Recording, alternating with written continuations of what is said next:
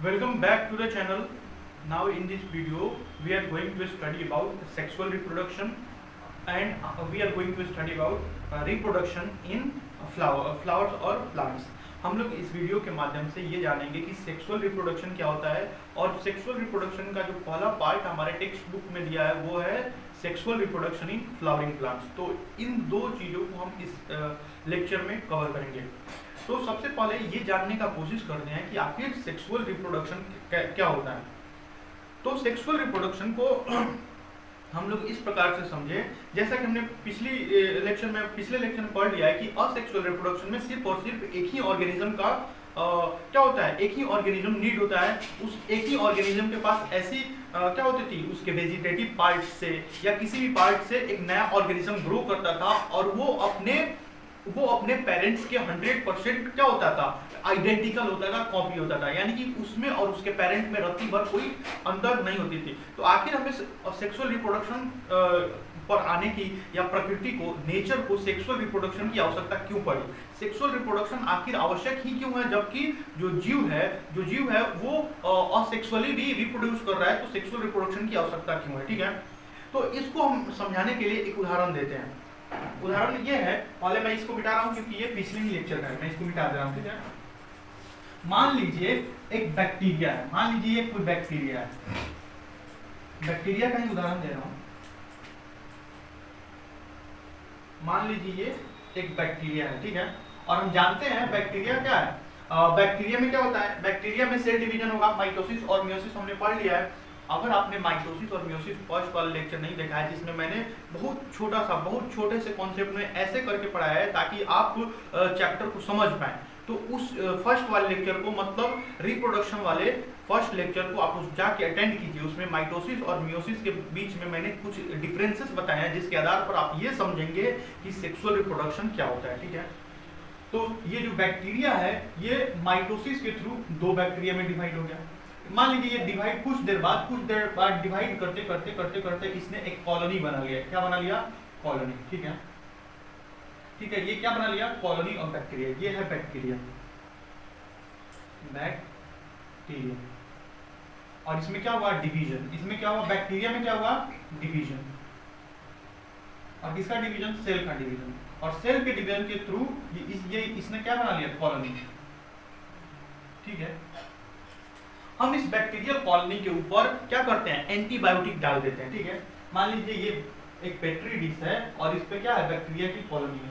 क्या है, बैक्टीरिया के कॉलोनी. हम इसके ऊपर एंटीबायोटिक डाल देते हैं. क्या डाल देते हैं, एंटीबायोटिक.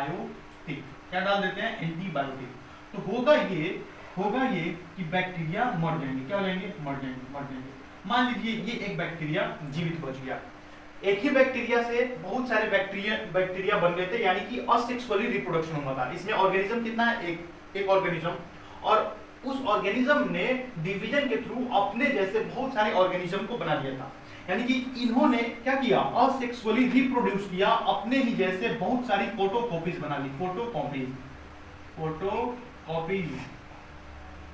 फोटोकॉपीज यानी कि आइडेंटिकल है. ये क्या है, मैं सिग्निफिकेंस समझा रहा हूं कि सेक्सुअल रिप्रोडक्शन का सिग्निफिकेंस क्या है, मैं इस बात को समझा रहा हूं.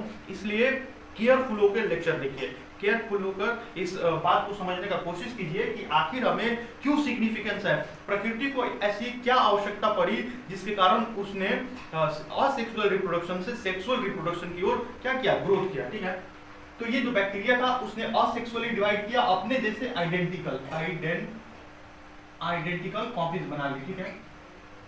और जैसे ही मान लीजिए ये एक क्या है, इसको मान लीजिए कि हमारे प्रकृति में, हमारे इन्वायरमेंट में कोई चेंज हुआ, इन्वायरमेंटल चेंज मान लीजिए, इन्वायरमेंटल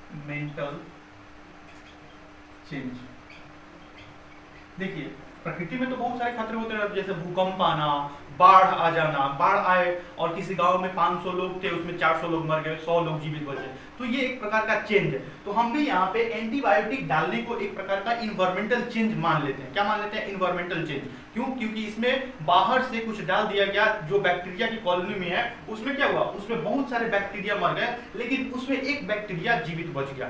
ये जीवित कैसे बचा हुआ, बाकी सारे बैक्टीरिया क्यों मर गए, एक ही बैक्टीरिया से इन सभी बैक्टीरिया ने क्या लिया था, जन्म लिया था। लेकिन फिर ये एक बैक्टीरिया क्यों बच गया, इसके डीएनए में कुछ ऑल्टरेशन हुआ होगा, यानी कि ये जब डिवीजन कर रहा होगा, ये जब ये जब डिवीजन कर रहा होगा तो इसके डीएनए में कुछ अलग सा सीक्वेंस बन गया होगा। बाकी सारे सेम टू सेम रहे होंगे, बाकी सारे सेम टू सेम रहे होंगे, लेकिन किसी एक बैक्टीरिया में थोड़ा सा डीएनए ऑल्टर हो गया होगा। क्यों? क्योंकि डीएनए को दो गुना करते समय हमने क्या सीखा था कि बैक्टीरिया या कोई भी यूनिसेलुलर ऑर्गेनिज्म पहले अपने डीएनए को दो गुना करता है, और दो गुना करने के बाद फिर उसने अपने जीव द्रव्य को यानी कि साइटोप्लाज्म को अलग अलग कर लेता है, जिससे क्या होता है, दो जीव क्रिएट हो जाते हैं, दो ऑर्गेनिज्म क्रिएट होता है। तो इन सभी के समय 100% आइडेंटिकल हो, 100% आइडेंटिकल फोटोकॉपीज बनी थी। लेकिन मान लीजिए इसमें 2% का क्या हुआ, ऑल्टरेशन हो गया, ये सिर्फ 98% ही अपने पेरेंट्स जैसा है, 2% नहीं है। क्यों? क्योंकि उसके डीएनए में कुछ गड़बड़ी हुआ, और जिस गड़बड़ी के कारण ये बैक्टीरिया इस एंटीबायोटिक से बच गया। यानी कि इसमें क्या हुआ, इसमें वेरिएशन हुआ, और इस वेरिएशन के कारण वो बाहर से कुछ खतरा आ रहा है, उस खतरे से क्या हो जा रहा है, बच जा रहा है। अच्छा, ये भी तो हो सकता था भैया, ये भी तो हो सकता था कि इसमें जो चेंज हुआ है, ये चेंज के कारण अपने आप मर जाए। हाँ, ये भी हो सकता था, ये भी हो सकता था, लेकिन हुआ नहीं। ये कुछ ऐसा चेंज है जिसके कारण उसको कोई फर्क नहीं पड़ा। लेकिन फर्क कब पड़ा, जब एंटीबायोटिक डाला गया, और एंटीबायोटिक से वो क्या हो गया, बच गया। किसके कारण, वेरिएशन के कारण। Lived due to variation in DNA while cell division during cell division, यानी कि सेल डिवाइड करते समय उसके डीएनए में कुछ गड़बड़ी हुआ था, और उसके कारण उसमें वेरिएशन क्रिएट हुआ। क्या क्रिएट हुआ, वेरिएशन, और उस वेरिएशन के कारण ये क्या, जिंदा रह गया। ये क्या रह गया, जिंदा रह गया, cell division.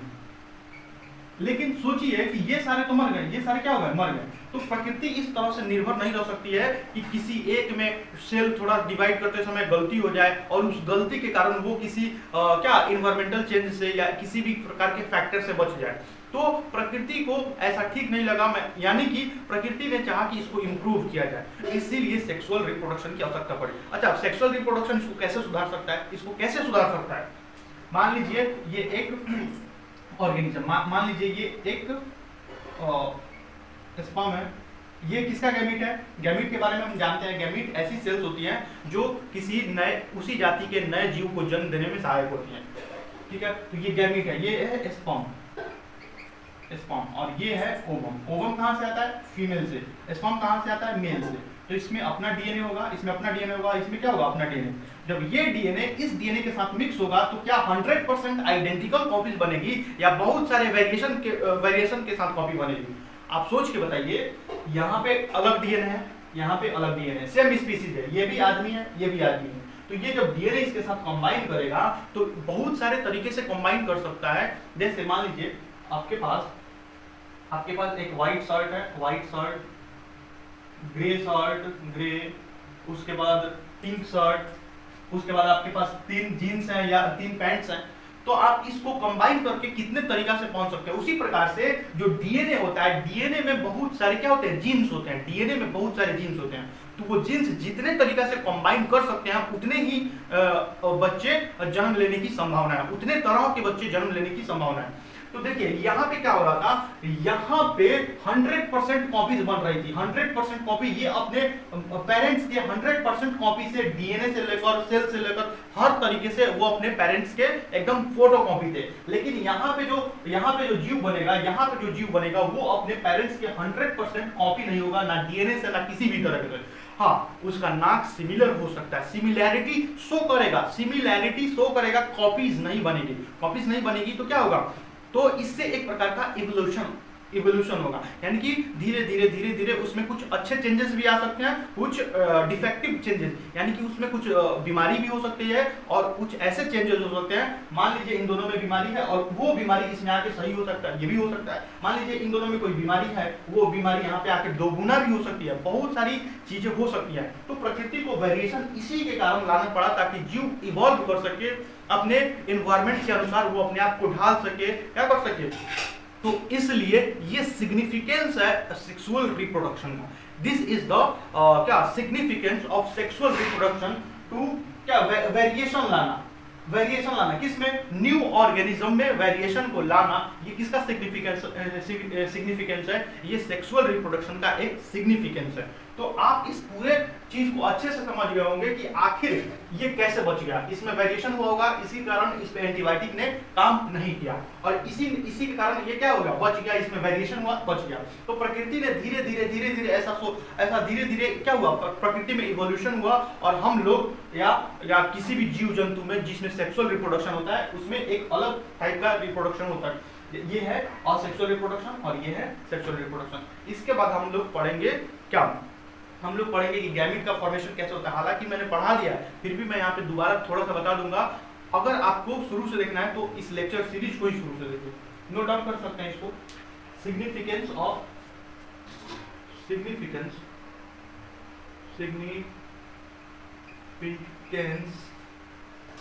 Of sexual reproduction. दिखाई दे रहा है कि नहीं, एक बार मुझे देख लीजिए दिखाई दे रहा है कि नहीं।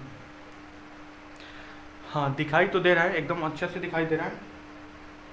तो ये रहा सिग्निफिकेंस, ठीक है, नोट डाउन कर लीजिए, मिटा लूं। ये सिग्निफिकेंस समझना जरूरी है कि आखिर ऑर्गेनिजम्स को, जीवों को सेक्सुअली रिप्रोड्यूस क्यों करना चाहिए, ठीक है।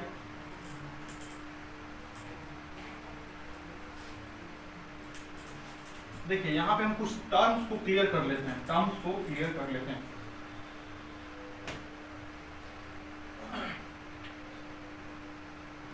गैमीट्स, हम टर्मिनोलॉजी, गैमीट्स। अच्छा गैमीट्स कितने प्रकार के हो सकते हैं, सबसे पहले these are the cells which can combine together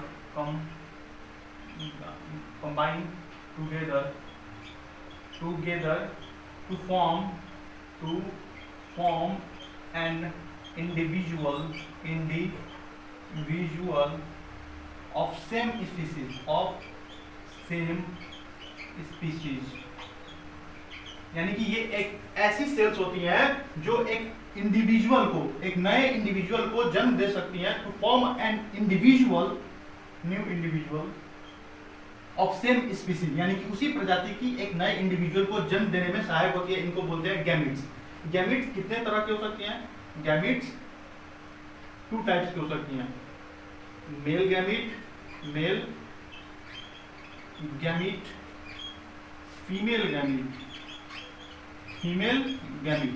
अच्छा कन्वेंशनली एनसीईआरटी ने कहा है एनसीईआरटी ने कहा है कि कन्वेंशनली जो मोटाइल होगा हम उसको मेल मानेंगे और जो स्टेशनरी होगा और जो क्या फूड प्रोवाइड करेगा उसको हम फीमेल गैमीट मानेंगे। ये कन्वेंशनली है, ऐसा हो भी सकता है, ऐसा नहीं भी हो सकता है, लेकिन मोस्ट ऑफ द एनिमल्स में ऐसा ही होता है। जो मोटाइल होता है उसको हम मेल गैमीट या वो मेल गैमीट ही होता है। ये कैसा होता है, मोटाइल यानी कि चलने वाला, मोटाइल होता है। ये क्या होता है, प्रोवाइड नरिशमेंट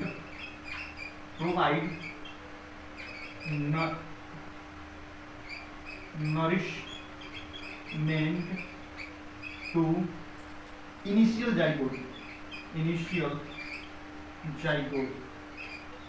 जाइगोट क्या होता है, जाइगोट अभी हम देखेंगे जाइगोट क्या होता है। हर एक टर्म को क्लियर करते हुए चलेंगे, हर एक टर्म को। जाइगोट, यहाँ पे मैं स्पीशीज को क्लियर कर दे रहा हूँ। देखिए स्पीशीज क्या होती है, स्पीशीज सेम स्पीशीज का होने का मतलब क्या होता है। एक आदमी दुनिया में किसी भी मान लीजिए एक मैन है, इंडियन है, इंडियन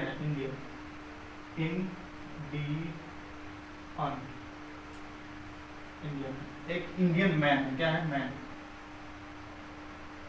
और दुनिया के किसी भी कोने में जाइए और वहां से एक वुमेन को देखिए, वुमेन, ठीक है, और इनकी शादी कराइए और इनको बोलिए क्या, इनको बोलिए कि आप रिप्रोड्यूस कीजिए अपने ही जैसे संतति को, चाइल्ड, यानी कि चाइल्ड का बर्थ हुआ, ठीक है, चाइल्ड।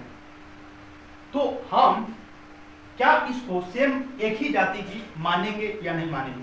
क्योंकि ये इंडियन है और ये दुनिया में किसी कहीं से लाई, कहीं से, इससे कोई मतलब नहीं पड़ता है कि आप कहाँ से ला रहे हैं, आप ब्राजील से ला रहे हैं, आप रशिया से ला रहे हैं, आप अमेरिका से ला रहे हैं, आप कहीं से लाइए, हमको उससे कोई मतलब नहीं है। तो क्या ये सेम जाति की है या नहीं है? विज्ञान में, साइंस में स्पीशीज किसको मानते हैं? आप अगर किसी दो इंडिविजुअल को रिप्रोड्यूस कराते हैं, दो इंडिविजुअल के बीच में रिप्रोडक्शन की प्रोसेस को कराते हैं, और उससे क्या होता है, उससे एक बच्चे का, एक इंडिविजुअल का जन्म होता है। अगर वो इंडिविजुअल 100% फर्टाइल है, यानी कि उसमें फर्टिलिटी है, तो ये दोनों सेम स्पीशीज के माने जाएंगे। ध्यान से सुनिए, अगर दो इंडिविजुअल के बीच में रिप्रोडक्शन कराया जा रहा है, दो व्यक्तियों के बीच में क्या कराया जा रहा है, रिप्रोडक्शन कराया जा रहा है, कहीं से लाइए आप, इंडिया, पाकिस्तान, कहीं से लाइए, उससे हमको कोई मतलब नहीं। अगर इनके बीच में रिप्रोडक्शन कराया जा रहा है और उससे बच्चे का जन्म हो रहा है, और ये बच्चा कैसा होना चाहिए, फर्टाइल, यानी कि ये आगे बच्चे को जन्म दे सकना चाहिए, फर्टाइल, तो इन दोनों को सेम स्पीशीज का माना जाएगा, इन दोनों को सेम स्पीशीज का माना जाएगा। तो यहाँ पे स्पीशीज का, बायोलॉजी में स्पीशीज का जो मतलब है, ये 100% सही वाला मतलब है। बाकी प्रजातियां, जातियां क्या मतलब है, उससे हमको यहाँ पे कोई लेना देना नहीं है। यहाँ पे क्योंकि हम बायो पढ़ रहे हैं, तो हम बायो को अच्छे से समझने वाले हैं, तो इसीलिए हम एक एक टर्म को क्लियर कर रहे हैं। स्पीशीज का मतलब क्या, आप दो इंडिविजुअल को बोलिए रिप्रोड्यूस करें, और रिप्रोड्यूस करने के बाद जो चाइल्ड जन्म ले रहा है, बच्चा जन्म ले रहा है, जीव जंतु जो भी जन्म ले रहा है, अगर वो फर्टाइल है, फर्टाइल यानी कि जन्म दे सकता है, आगे can reproduce, then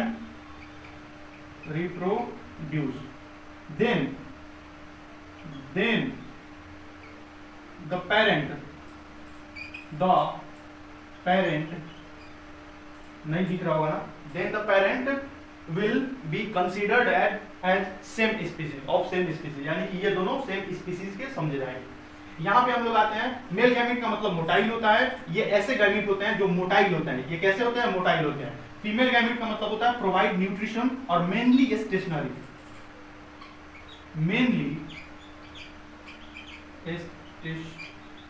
यानी कि रुकी हुई, एक जगह रुकी हुई होती है। यहाँ पे हम एक एग्जांपल ले लेते हैं स्पर्म का, स्पर्म, और यहाँ पे एग्जांपल लेते हैं ओवम, ठीक है। तो आप इसको नोट डाउन कर सकते हैं। मैंने समझाया है कि गैमीट क्या है, गैमीट के बाद मैंने स्पीशीज को समझाया है कि स्पीशीज हम किसको मानेंगे। आप दुनिया में कहीं से दो आदमी को लाएं जो आपको अपोजिट सेक्स के होना चाहिए, यानी कि एक मेल होना चाहिए, एक फीमेल होना चाहिए, उनके बीच में आप रिप्रोडक्शन कराते हैं, उससे किसी चाइल्ड का बर्थ हो रहा है। अगर वो चाइल्ड रिप्रोड्यूस करने के लायक है, तो आप ये भी सोच सकते हैं कि बहुत सारे ऐसे लोग होते हैं जो बच्चे को जन्म देते हैं और उनका बच्चा आगे फर्टाइल नहीं होता है। देखिए, उनके बच्चे 3-4 बच्चे भी हो सकते हैं, उनमें एक फर्टाइल भी हो सकता है और एक नॉन फर्टाइल भी हो सकता है और 3 फर्टाइल भी हो सकता है। यानी कि कोई ना कोई फर्टाइल हो रहा है कि नहीं हो रहा है, यानी कि वो जितने भी जीव हैं उनमें कुछ ना कुछ फर्टिलिटी आ रही है। फर्टिलिटी क्या आ रही है, तो हम उसको सेम स्पीशीज का मान सकते हैं, क्योंकि एक आदमी के नॉन फर्टाइल होने से इसका मतलब ये नहीं है कि ये दोनों अलग स्पीशीज है। इसका मतलब ये है कि जो नॉन फर्टाइल है उसमें किसी प्रकार की बीमारी उत्पन्न हुई है, ये उसका मतलब है, ठीक है। मान लीजिए 4 बच्चे हैं, मान लीजिए इनके कितने बच्चे, 4 बच्चे हैं। इसमें से एक नॉन फर्टाइल है, यानी कि ये फर्टिलिटी शो नहीं कर रहा है, लेकिन ये तो कर रहा है ना, ये फर्टाइल है। तो ये जो पेरेंट्स हैं ये सेम स्पीशीज के माने जाएंगे, ये जो पेरेंट्स हैं सेम स्पीशीज के माने जाएंगे, ठीक है। चलिए अब हम आगे देखते हैं। मिटा दूं। और ये जो मैंने समझाया है आपको स्पीशीज वाला कॉन्सेप्ट, ये कॉन्सेप्ट 100% सही है। ये कॉन्सेप्ट 100% सही है। ये हमारे क्लास 11-12 के एनसीईआरटी में क्लियरली मेंशन किया गया है, एक वैज्ञानिक के नाम के साथ। उन वैज्ञानिक का नाम आपको क्लास 11-12 में पढ़ना है, इसी को आपको मानना है। स्पीशीज मतलब क्या, इनका बच्चा फर्टाइल होना चाहिए, कहीं से लाइए उससे कोई मतलब नहीं।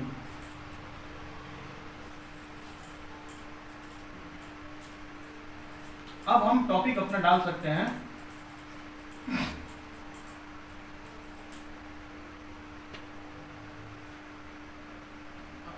Sexual reproduction in flower plants. Sexual reproduction in plants.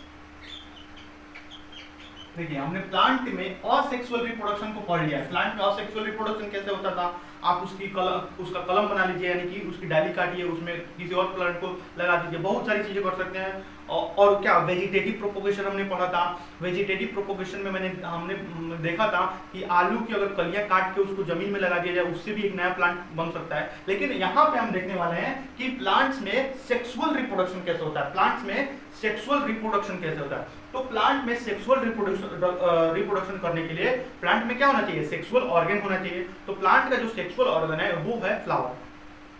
अच्छा, वेजिटेटिव ऑर्गन और सेक्सुअल ऑर्गन के बारे में हमने पढ़ लिया है। Plants also have sex organ which is flower। यानी कि प्लांट का जो सेक्स ऑर्गन है वो है फ्लावर। प्लांट का जो सेक्स ऑर्गन है वो है flower. There can be two types of plant। There can be two types of plant। जो प्लांट है वो दो तरीके के हो सकते हैं। एक ऐसा प्लांट जिसमें मेल और फीमेल पार्ट दोनों एक साथ हो, या एक ऐसा प्लांट जिसमें फीमेल पार्ट अलग हो, मेल पार्ट अलग हो। या फ्लावर भी हो सकता है कि ऐसा फ्लावर हो जिसमें मेल पार्ट और फीमेल पार्ट एक ही में हो, या कुछ ऐसे फ्लावर होते हैं जिनमें मेल अलग होता है और फीमेल अलग होता है। ठीक है, तो unisexual flowers, there can be two types of flower. पहला है यूनिसेक्सुअल फ्लावर। पहले इसका आप नोट डाउन कर लीजिए, मैं मार्कर में इंक डाल लेता हूं, या देखता हूं कि मार्कर चल रहा है। यूनिसेक्सुअल फ्लावर का मतलब क्या होता है। Flower which contain only one sex, either sex organ, either male और फीमेल। यानी कि ऐसा फ्लावर जिसमें या तो मेल के सेक्स ऑर्गन है या फीमेल के सेक्स ऑर्गन है, दोनों एक साथ मौजूद नहीं है, उसको हम बोलते हैं यूनिसेक्सुअल फ्लावर। उसमें एक ही पार्ट होगा, या तो मेल वाला पार्ट होगा या फीमेल वाला पार्ट होगा। अभी हम फ्लावर का डायग्राम भी बनाएंगे, उसके बाद डायग्राम बना के समझेंगे कि मेल वाला पार्ट कौन है, फीमेल वाला। लेकिन उसको जानने से पहले ये जान लीजिए कि कुछ फ्लावर्स ऐसे होते हैं जो यूनिसेक्सुअल होते हैं। यूनिसेक्सुअल होने का मतलब ऐसे फ्लावर है जो कंटेन करते हैं ओनली वन सेक्स ऑर्गन, या तो मेल का या तो फीमेल का। ठीक है, एग्जांपल में पपाया में दो तरीके के फूल पाए जाते हैं। कुछ ऐसे फूल होते हैं जो मेल सेक्स ऑर्गन को कंटेन करते हैं, और कुछ ऐसे फूल होते हैं जो फीमेल सेक्स ऑर्गन को कंटेन करते हैं। यानी कि दोनों अलग अलग फ्लावर में होते हैं, दोनों एक साथ ही नहीं होते हैं। पपाया, वाटरमेलन, ये एनसीईआरटी के एग्जांपल्स हैं, वाटरमेलन। तो यहाँ पे आप इतना नोट डाउन कीजिए। उसके बाद में बाइसेक्सुअल फ्लावर, यानी कि कुछ ऐसे फ्लावर्स होते हैं जो, यहाँ पे आप नोट डाउन करते रहिए, कुछ ऐसे फ्लावर्स होते हैं जो जिनके भीतर मेल सेक्स ऑर्गन और फीमेल सेक्स ऑर्गन दोनों एक साथ ही मौजूद होते हैं, उनको हम बोलते हैं बाइसेक्सुअल फ्लावर।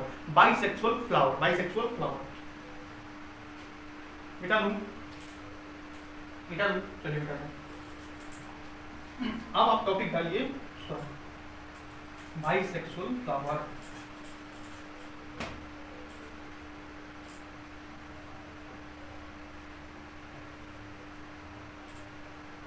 बाइसेक्सुअल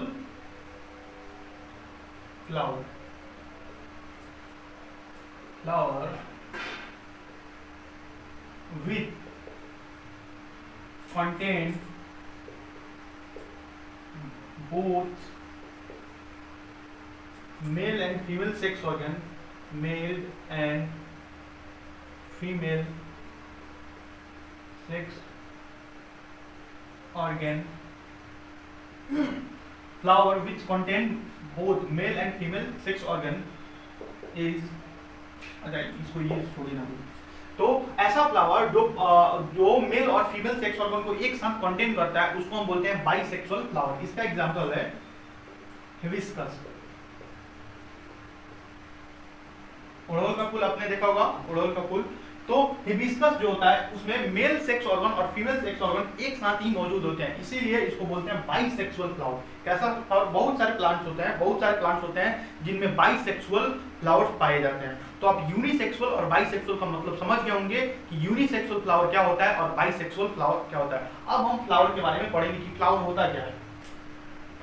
तो हमने बाइसेक्सुअल एंड यूनिसेक्सुअल फ्लावर के बारे में समझ लिया। अब हम उसका स्ट्रक्चर बना के देख रहे हैं। एकदम क्लियर डायग्राम बनाइएगा, जैसे जैसे मैं बना रहा हूँ, हो सके तो और ज्यादा इंप्रूव करके बनाइएगा। अलग अलग कलर्स का कलर पेन का यूज करके बना सकते हैं, ठीक है। तो हम यहाँ पे सीखने वाले हैं फ्लावर का स्ट्रक्चर। फ्लावर का जो स्ट्रक्चर होता है, मैं इसको पहले ड्रॉ कर देता हूँ, उसके बाद मैं इसको एक्सप्लेन कर दूंगा, ठीक है। ये है बॉटम पार्ट, ठीक है। इस पे ओवरी इस तरह से लोकेटेड होती है। ये है ओवरी, ये क्या है? ओवरी। ये क्या है? ओवरी। और ओवरी से ऊपर की ओर एक सिलेंडर लाइक स्ट्रक्चर ऐसे बाहर जाता है। ये सिलेंडर लाइक स्ट्रक्चर, ठीक है। यहां से एक फिलामेंट निकला रहता है, यहां से फिलामेंट, यहां से एक फिलामेंट रहता है और यहां पे रहता है ऐसा कुछ स्ट्रक्चर, ठीक है। ये फिलामेंट और यहाँ पे ऐसा कुछ स्ट्रक्चर है, ठीक है। इसके साथ फ्लावर्स में पेटल, ये है पेटल या पेटल एंड सेपल्स, ये चीजें पाई जाती हैं। इसको हम बोलते हैं थैलेमस। इसको क्या बोलते हैं?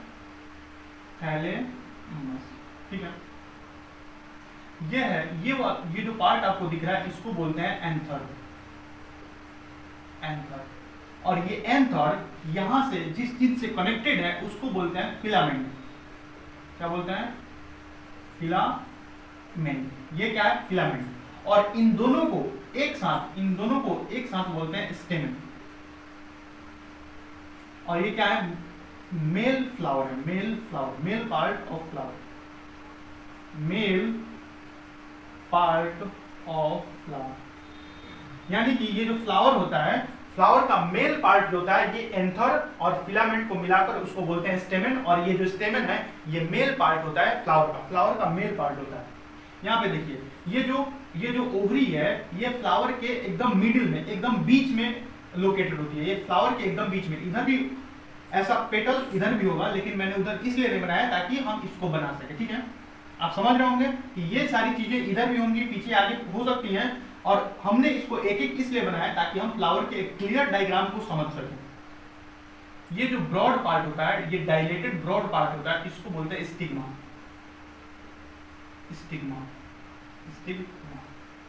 इसको बोलते हैं स्टाइल और इसको बोलते हैं ओवरी। और इन तीनों को एक साथ यानी कि स्टाइल,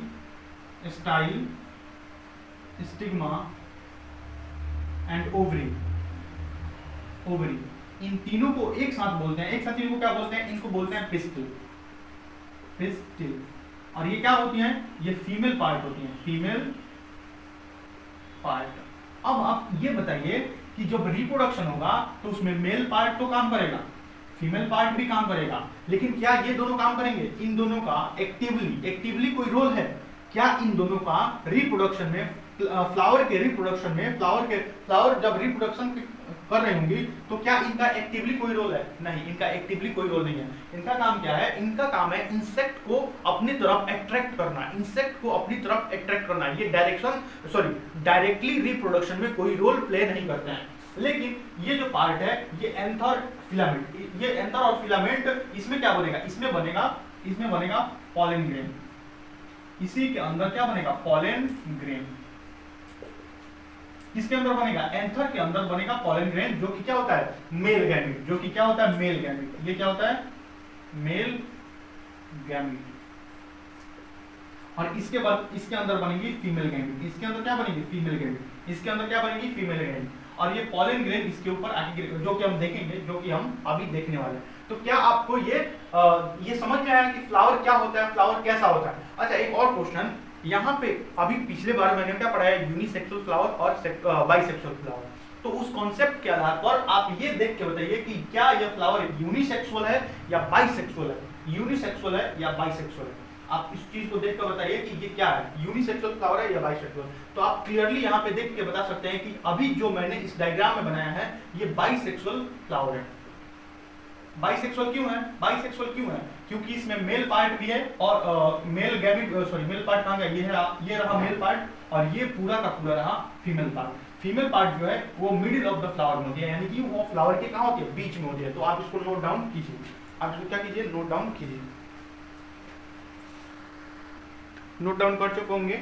चलिए मिटाता हूँ। अब हम 2 पॉइंट्स को लिखेंगे, उसके बाद हम समझेंगे किसको? पिस्टिल को। पिस्टिल किस चीज से बना हुआ है? Stigma, style and ovary. Stigma, style and ovary से जो मिलकर कॉन्स्टिट्यूट हुआ है, उसको हम बोलते हैं पिस्टिल। यानी कि फ्लावर के फीमेल पार्ट को पिस्टिल बोलते हैं। पिस्टिल बोलते हैं फ्लावर के फीमेल पार्ट को क्या बोलते हैं? पिस्टिल। और फ्लावर के मेल पार्ट को क्या बोलते हैं? स्टेमेन। क्या बोलते हैं? स्टेमेन। स्टेमेन किन किन चीजों से मिलकर बना हुआ है? ऊपर की ओर एंथर, और एंथर जो है वो फिलामेंट से जुड़ा हुआ है फ्लावर के बॉटम पार्ट से। ठीक है, तो यहां पे लिख लीजिए pollen grain are produced in anther. जो पॉलन ग्रेन है वो एंथर में प्रोड्यूस किए जाते हैं। जो पॉलन ग्रेन है वो एंथर में प्रोड्यूस, और जो पिस्टिल है वो पिस्टिल कहाँ था? पिस्टिल फ्लावर के सेंटर पार्ट में था। Pistil present in the center of flower। अब देखिए पिस्टिल क्या कितना पार्ट है? पिस्टिल का 3 पार्ट है। पिस्टिल का कितना पार्ट है? 3 पार्ट है। पिस्टिल में सबसे पहले बॉटम पार्ट है, बॉटम स्वोलन पार्ट। जो नीचे वाला फूला हुआ पार्ट था, उसको हम क्या बोलते थे? ओवरी। उसको हम क्या बोलते थे? ओवरी। और ओवरी के ऊपर जो इलोंगेटेड पार्ट था, इलोंगेटेड यानी कि पतला सा elongated part, elongated middle part. कैसा पार्ट? Middle part. उसको हम बोलते थे स्टाइल। क्या बोलते थे? स्टाइल। और ये जो टर्मिनल पोर्शन था, टर्मिनल पार्ट, टर्मिनल जो क्या होता है? स्टिकी भी हो सकता है। जो क्या होता है? स्टिकी होता है। स्टिकी यानी कि कभी कभी चिपचिपा भी हो सकता है, ताकि उस पर पॉलन आए तो चिपक जाए। इसलिए जब पॉलन आए तो चिपक जाए। इसको हम क्या बोलते थे? इसको हम बोलते थे स्टिग्मा। यानी कि पिस्टिल के कितने पार्ट हैं? पिस्टिल के 3 पार्ट हैं। बॉटम पार्ट जो फूला हुआ होता है उसको बोलते हैं ओवरी। ओवरी के पास बहुत सारे ओव्यूल्स हो सकते हैं। Ovary contains many ovules. Ovary जो है वो मेनी ओव्यूल्स, ओव्यूल्स में एग सेल्स होती हैं। क्या होती है? Egg cells. और पॉलन ग्रेन कहाँ बन रहा है? पॉलन ग्रेन बन रहा है प्रोड्यूसिंग एंथर। और ओवरी के पास क्या होते हैं? Ovary has egg cells. Ovary has egg cells. Ovary के पास एग सेल्स हैं और एंथर के पास क्या है? एंथर के पास पॉलन ग्रेन है। तो पॉलन ग्रेन कैसे आएगा? अब हम पढ़ेंगे पॉलिनेशन के बारे में कि आखिर जो प्लांट में जो रिप्रोडक्शन हो रहा है वो किसके थ्रू हो रहा है? वो हो रहा है पॉलिनेशन। पॉलिनेशन का मतलब होता है transfer of pollen grain from anther to stigma.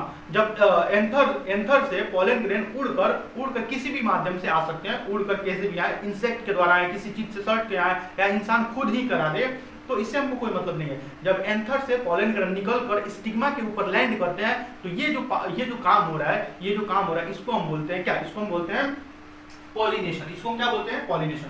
तो पॉलिनेशन, उसके बाद हम देखेंगे कि कैसे कैसे ये जो पॉलन ग्रेन है वो कैसे एक सेल्स के पास पहुंच रहा है, ये जो पॉलन ग्रेन है वो एक सेल्स के पास कैसे पहुंच रहा है। तो आप इसको नोट डाउन कीजिए। मैंने क्लियरली अलग अलग क्लासिफाई कर दिया है कि पिस्टिल कितना पार्ट है, 3 पार्ट। बॉटम पार्ट को बोलते हैं ओवरी, और इलोंगेटेड पार्ट को बोलते हैं स्टाइल जो मिडिल पार्ट होता है, और टर्मिनल पार्ट को बोलते हैं स्टिग्मा जो कि कभी कभी चिपचिपी होती है। क्यों, ताकि पॉलन ग्रेन इससे आके चिपक सके।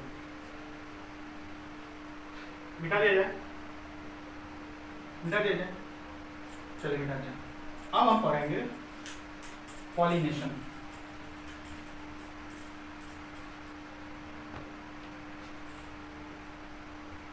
पॉलिनेशन देखिए, पॉलिनेशन क्या होता है। पॉलिनेशन का पहले डेफिनेशन लिख लीजिए। ट्रांसफर ऑफ पॉलन ग्रेन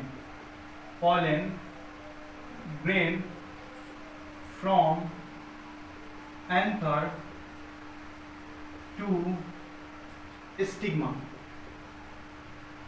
देखिए मैं इसको डायग्राम बना के समझा रहा हूं। देखिए ये रहा अपना स्टिग्मा, ये क्या है स्टिग्मा, और इसके नीचे क्या होती थी, इसके नीचे होती थी ओवरी, और यहां से निकला हुआ है अपना स्टेमन, और ये है एंथर। इसमें बनेंगे बहुत सारे पॉलन। जब ये पॉलन मैच्योर हो जाते हैं, जब फट जाते हैं, जब ये क्या हो जाते हैं, फट जाते हैं, तो इसमें अपने आप यहां से निकलने लगते हैं, अपने आप यहां से क्या करने लगते हैं, निकलने लगते हैं। और किसी भी कारणवश अगर यहाँ पे आके लैंड कर जाए, अगर यहाँ पे आके पॉलन ग्रेन लैंड कर जाए, तो इसी ट्रांसफर को, यानी कि किस एंथर से पॉलन ग्रेन के उड़कर आने की, कहां पे आने की, स्टिग्मा पर आने की प्रोसेस को हम बोलते हैं पॉलिनेशन। इस क्रिया को बोलते हैं पॉलिनेशन। यह क्या है, पॉलिनेशन। अब देखिए यहाँ पे पॉलिनेशन 2 टाइप्स हो सकते हैं, self pollination and cross pollination. Self pollination and cross pollination. Cross pollination, 2 तरीके से पॉलिनेशन हो सकता है। मान लीजिए एक प्लांट है, और उस प्लांट के एक ही फ्लावर से उसी पर पॉलन ग्रेन जा रहा है। एक प्लांट है, उस सेम फ्लावर से उसी पर क्या जा रहा है, उसी पर अगर जो पॉलन ग्रेन है उसके एंथर से उसी के स्टिग्मा पर जा रहा है, तो इसको बोलते हैं सेल्फ पॉलिनेशन।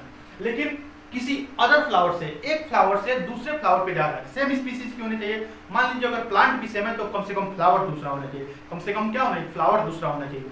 अगर सेम फ्लावर से सेम फ्लावर पे जा रहा है, सेम फ्लावर के एंथर से सेम फ्लावर के स्टिग्मा पे जा रहा है, एक ही फ्लावर के एंथर से एक ही फ्लावर के स्टिग्मा पे जा रहा है, तो इसको बोलते हैं सेल्फ पॉलिनेशन। लेकिन 2 अलग फ्लावर अगर इसमें इन्वॉल्व हो रहे हैं, उसको बोलते हैं क्रॉस पॉलिनेशन। क्या बोलते हैं, क्रॉस पॉलिनेशन।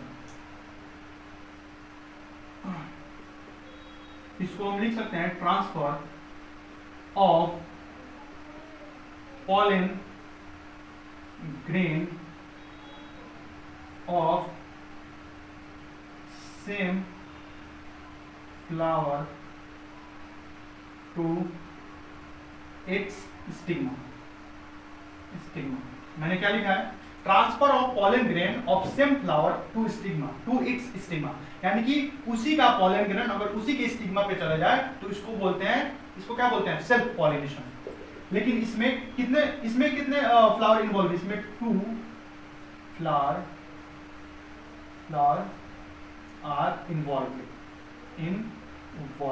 अब वो कोई भी 2 फ्लावर हो सकते हैं, या तो सेम प्लांट के भी हो सकते हैं, सेम प्लांट के भी हो सकते हैं। अगर सेम प्लांट नहीं है तो उसी प्रजाति के किसी और प्लांट के भी हो सकते हैं। तो उसको हम क्या बोलेंगे, क्रॉस पॉलिनेशन, और इसको हम क्या बोलेंगे, सेल्फ पॉलिनेशन। पॉलिनेशन होता क्या है, पॉलिनेशन एंथर से जब पॉलन ग्रेन स्टिग्मा पर आके गिरते हैं तो इसी को हम बोलते हैं pollination. Transfer of pollen grain from anther to stigma, it is called क्या, पॉलिनेशन। इट इज क्या, it is called as pollination. इसको नोट डाउन कर लीजिए।